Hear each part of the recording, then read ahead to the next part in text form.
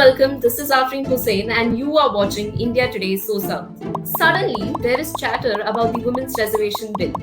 And with the special 5-day session of Parliament being called from 18 September, there is speculation that the government might table the bill again. It all started with Bharat Rashtra Samiti's K. Kavita writing to leaders across party to utilize the session to pass the Women's Reservation Bill. There was also the message from Vice President Jagdeep Dhankar, who said the day is not far when women will get due representation in the country's legislatures. It took BRS MLC Kavita to bring up the issue of Women's Reservation Bill, first in March and now again. In March, there were representatives who sat in Dharna with Kavita, but there were many missing. The Women's Reservation Bill was passed in Rajya Sabha but was returned to Lok Sabha for amendment. Guess what is common in both these instances? The parties themselves. Those who kept away during March's Dharna and those who stalled it in Lok Sabha are the same. And they have a clear distinction. They are the parties from North India, especially the Rashtriya Janata Dal and Samajwadi Party. Women's Reservation Bill was first introduced in 1996 but lapsed. It was introduced and passed by the United Progressive Alliance on 9th March 2010, but only in the Rajya Sabha. This was to ensure the bill does not lapse. Congress leader Sonia Gandhi at the time had admitted that she could not get her dream bill passed in the Lok Sabha because of strong resistance from allies such as the Rashtriya Janata Dal and Samajwadi Party.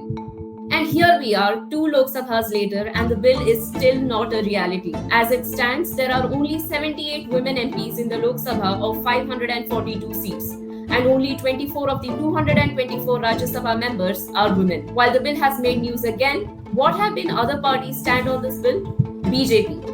BJP's 2014 and 2019 election manifestos also talked about being committed to 33% reservation in parliament and state assemblies through a constitutional amendment. The BJP government has 6 women in ministerial positions and just 34 MPs in Lok Sabha.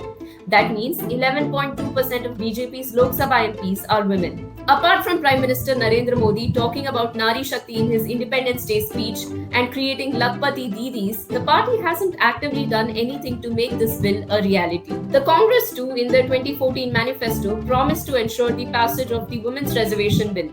In their defense, they never came to power to fulfill this promise. And it currently has 6 women out of 50 MPs in Lok Sabha. That is 12% of their total strength. When they were in power, they did get it passed in Rajya Sabha on 9th March 2010, but it got stuck in Lok Sabha. We all know what happened next. Since then, Congress has been vocal about supporting the bill as well as criticizing the Modi government for not reintroducing it. DMK. DMK is probably one of the few parties that walk the talk. Though it won't seem much, 3 among the 24 DMK MPs are women. DMK is also a pro-women's reservation bill. In 2021, when the party came to power, it increased reservation for women in government jobs from 30 to 40%. The Dravidian model has seen success when it comes to women-centric plans and schemes. YSRCP. YSRCP swept the Andhra Pradesh parliamentary constituencies by winning 22 of the 25 seats in the state. 4 of them are women. Chinta Anuradha representing Amalapuram, Godeti Madevi for Aruku, Vanga Geeta Vishwanath from Kakinada and B. Sethi Venkata Satyavati from Anakapalli. While it might look minimal, the party has managed to make headlines just by fielding these women candidates for Lok Sabha election. BRS. BRS's Kavita has been at the forefront of bringing Women's Reservation Bill in the news again. Kavita also spearheaded a dharna during the parliamentary session in March to get the Women's Reservation Bill presented again. But she was joined by other parties as well. Unfortunately, her party, which used to be Telugu Rashtra Samiti, doesn't mention the Women's Reservation Bill in its election manifestos for 2014 and 2019.